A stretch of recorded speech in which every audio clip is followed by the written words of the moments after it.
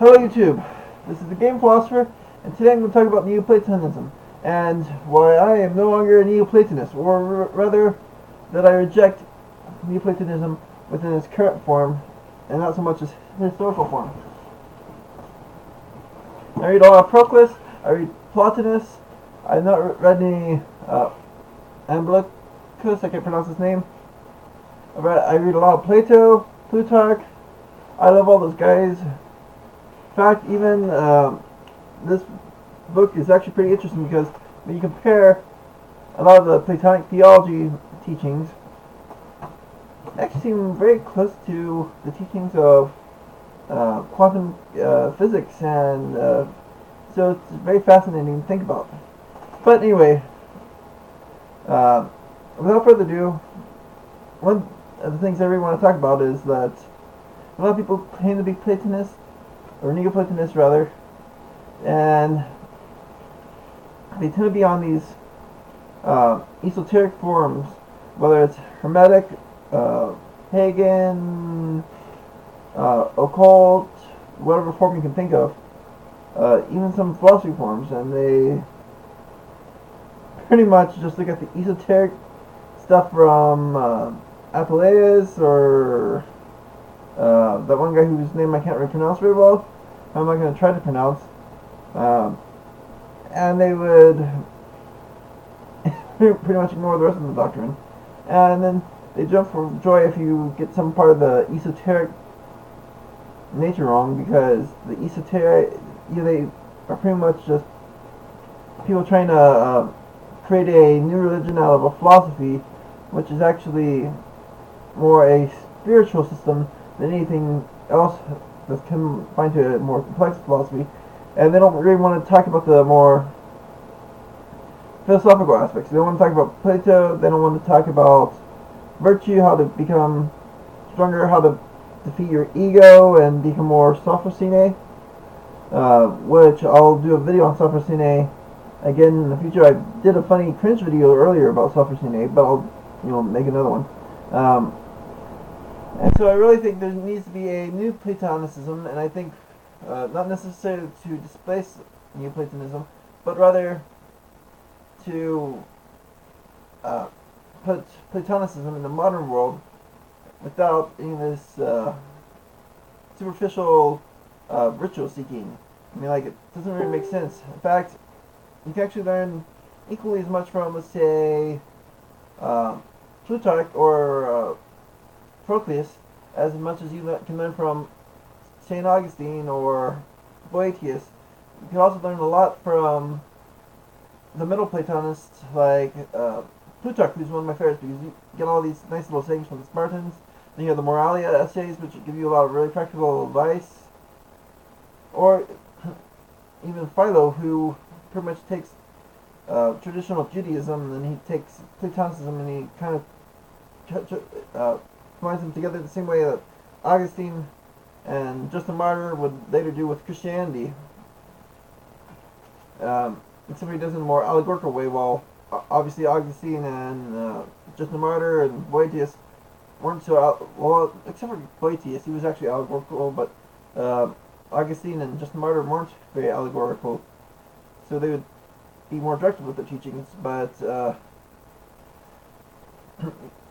pretty much, if you're just going to focus on one thing, you miss the whole entire picture, and I find that very problematic, especially if you're just looking to one-up people by saying that you're an expert just because you know these little magic tricks from a old, outdated pseudoscience book about health, or even worshipping these Henods, which are, by the way, parts of the one, which is the one being the god figure of Platonism and the theology of Platonism, which actually later gets used to justify Trinitarian theology. But anyway, I think this is a serious problem, and the whole beauty of the thing of Platonism is being neglected just because these guys want to be internet trolls. They want to say that they are Platonists, but they're really just low-grade Hermetic um, spiritualists who think they're wizards or whatever, and they're not really wanting to look at philosophical doctrine, and instead they kind of lose things.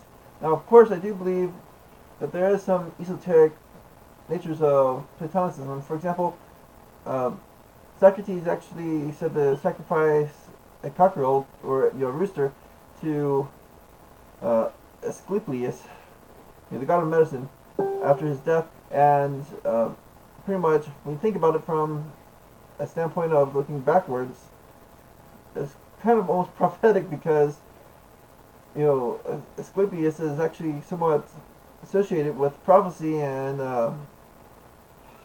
Socrates was kind of prophesizing or being the sacrifice himself, by which would mold into what would become a very big philosophical movement that would expand all throughout the West and pretty decently far into the East, because you have also these Arabic traditions, which I forgot to mention earlier, that you can also learn a lot from Al-Farabi and other Turkic and Arabic Platonists as well, because they are a very influential party, although they kind of, in my opinion, do a little bit of a mistake in trying to be more Aristotelian than they are Platonic, but that's just my opinion on it. But anyway, the whole entire movement of philosophy spreads like wildfire, because Socrates died, and Plato goes to Syracuse, Xenophon goes to Sparta, Aristotle goes to Macedon, and pretty much philosophy spreads throughout the world, partially because of Aristotle teaching the philosopher king Alexander, who would conquer Persia. Then you'd have on the other side Plato continuing his teachings. Then eventually Rome comes by, and Cicero, who is not really a Platonist, but he tries to aim at a form of Platonism, or dogma or belief through Roman academics. He looks at the Greeks and he decides that the Romans aren't so eloquent and their philosophical traditions are boring. So he goes to the Greeks. He borrows from the Greeks. He translates the Greeks to Latin, or the Greek philosophers to Latin, and then philosophy gets introduced to Rome. Then from Rome, it spreads further west. Eventually hits Britain. Eventually hits Germany.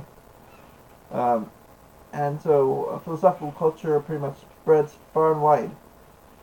And so pretty much I do think that's actually an esoteric origin or history of philosophy. That's you could probably think about a little bit. Now, I'm not saying it's exactly the cause. In fact, I'm more concerned about this poetic event that actually reflects somewhat what actually happened in history. And anyway, since this video is getting long, I'm kind of rambling at this moment. I do think that Neoplatonism needs to be rejected for a new modern Platonism, and through that I do think that I will start making videos on Plato, and I'm going to do my analysis and start working on this modern Platonism for everyone. I hope everyone enjoys it. I hope everyone has a good night. See you later.